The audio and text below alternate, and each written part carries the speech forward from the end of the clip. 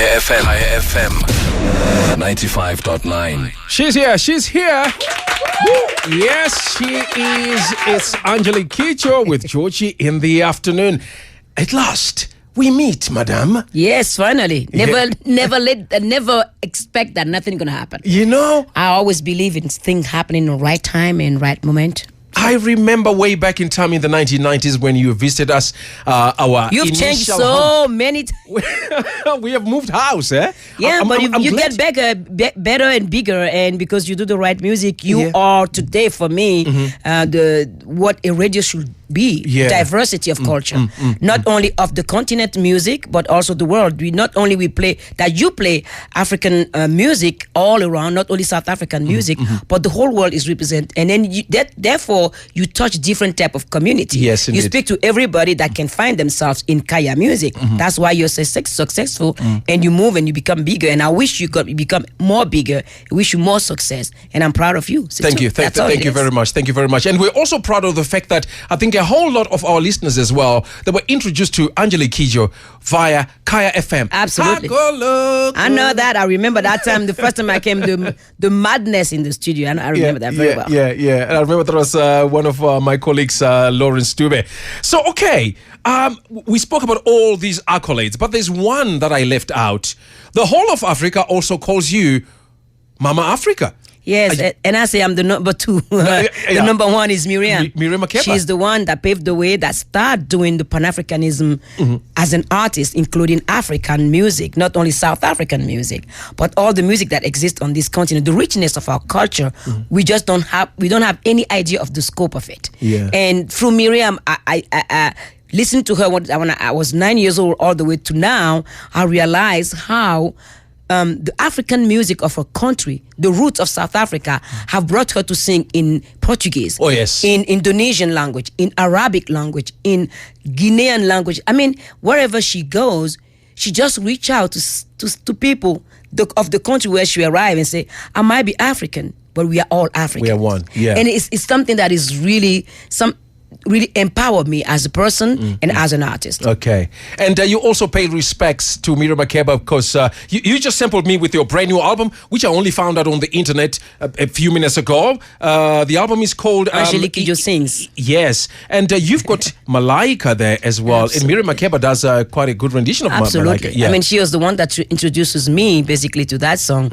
Until today is the favorite song of my mother. She keep on telling me, the day I die, you better sing that. I say, Mama, I don't know about that yet. Yeah. I don't want to think about it even. So, not now. Yeah. No, not now. But the thing is, this Philharmonic project started in 2012, I think, that I started working with a conductor, a director from the Philharmonic Orchestra of Luxembourg that came to see me and say, Angelique, I love your music and I can hear it with Philharmonic. I'm like, come again? What did you just say? You hear it in my music? Yeah. I'm like, well, okay. Yeah. So I said, how do we do that then? He said, pick a couple of songs, and I said, no, you come up with the idea. I don't have any idea how a Philharmonic arrangement of my song will be. So he picked up all the songs, some song here and there, and then he sent me a MIDI version of his arrangement.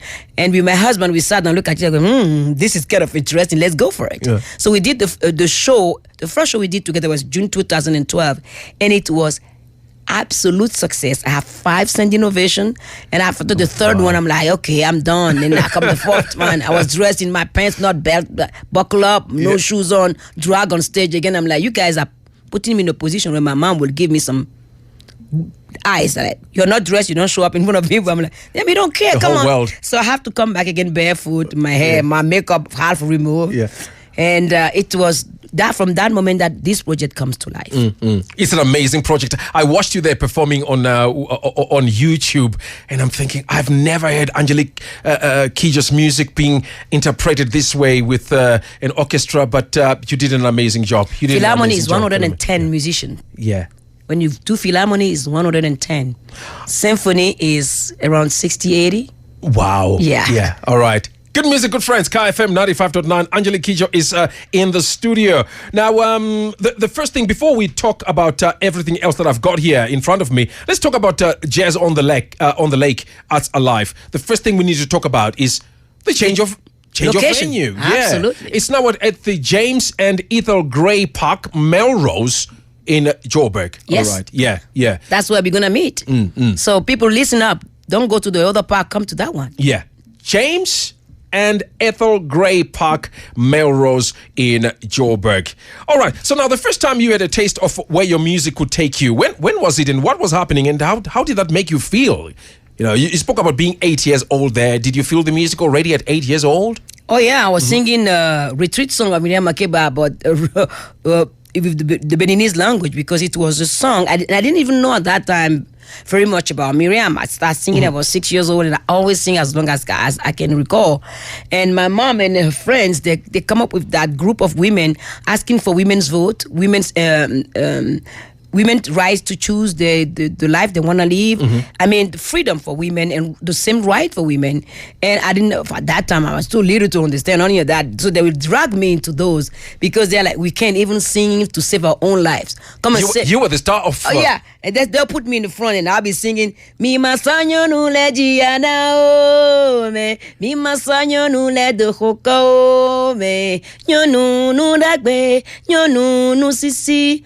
When I was singing retreat song, Ajikele ma weni dia hamba, Jikele ma weni dia hamba. I was singing it with the lyrics that those women put on Miriam Makeba. Yeah. And then a year later, I discovered her album, the one with the bare shoulder with the long black. Yes. And I was like, that's a classic photo that I was just like, I would spend days when I come back not doing my homework, listening to every beat of her voice. Yeah. Later on, then I discovered Ipi Tombi, and then I fell in love completely with the harmony of South Africa. Yeah.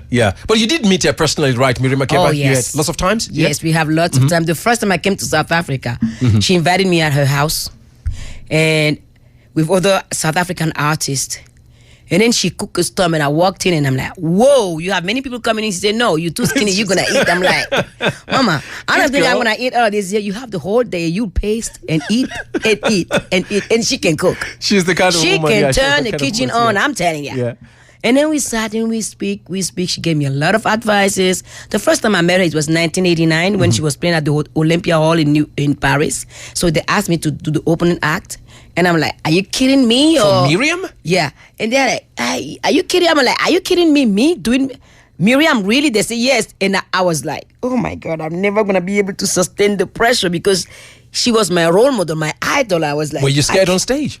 I mean, I get sick after the show. I mean, I was having fever for days. At least after the show is okay. Before the show is another thing. It just like, I could not believe she was so gracious. Yeah, she is. She came and put me, no, don't worry, just do your thing. I'm like, oh my God, Angelique, you're going to have a heart attack right here. And that was the beginning of a long relationship. Tell me about a long relationship. I asked you as well. We spoke a few months back when we celebrated Mr. Mandela's life on the anniversary of his death last year, and you being an ambassador for 664 campaign. Please share your experience. The first moment you met the South African great, well, not South African great, but the world statesman. Yeah, well, it was a moment also that was transformative because it was the first show that we did for 46664 in Cape Town. And prior to the show, we went to Robben Island with him to visit his jail cell. And there were a lot of celebrities that answered the call to the foundation of Nelson Mandela. Beyonce was there, Bono was there, Annie Lennox was there, some South African artists. I mean, it was so many people. So he took us to visit his jail cell. And I walk into that jail cell and I'm like, how can another human being do this to another human being? How can somebody of that magnitude, physically he's not little like me, how do you fit in such a small space with the cold that is there constantly? And you have no mattress on the floor, you have blankets. I mean, this is killing people. For all those years. All those years, but the emotion in that room was so intense, and he saw how we're all struggling, and I mean, pain and anger on some people because injustice is colorless. And then what I love about Madiba is he goes, "Welcome to my palace," and we all go, "Oh yeah," and then we laugh. So it lifted the tension. And then after we went to the courtyard where they used to break all those the stones, the quarry, the quarry, and. we were having a photo session, and I was trying not to be on the way of everything. He said, no, my daughter, come here. Stay right here. So he grabbed me and put his hand on my shoulder, and I have a smile, and I didn't know I was going to be in the photo op, so I was not dressed nicely like all those stars. I was just like... Yeah. And my husband said, Angelique, you and your sweaters, man. I'm like, come on, man, it's cold here. I just grab the first thing I see. And then throughout the year, what is interesting is that he always acknowledged me. Every time he comes, the last show he Isn't came... he never forgets? Or he never used to forget? No. Yeah. He never forget. He never forget anything. And the last show he came to was in Norway, somewhere in Norway that we did. And that was the last time I saw him coming to the 4W664. And then I took a picture of him that is in my book, actually. And then he looked at me and he said, hey, my girl, you're here. We're going to have fun. I know the show going to be good. Now that I see you, everything's going to be okay. Yeah. So every time he says that, and I really appreciate that. He's a great man because, we, how to say this? We black people, our history have been told by the one that really do us harm. And he never goes to the place of bitterness and revenge, Nelson Mandela. He showed to the world that it does not matter how hard you try to dehumanize another human being. Doing that, on the way of doing that, you dehumanize yourself. That if the person that you are hurting hold grudge against you, that person is always your object.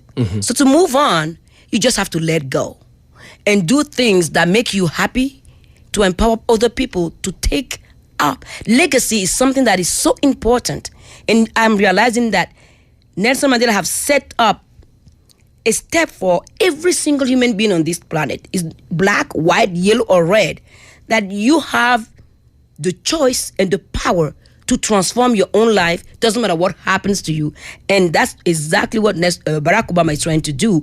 Not to be leaving a legacy that will impact and jeopardize the return of any other person. Can be a Latino descendant, can be an Asian descendant, to be leader of America that have been born there.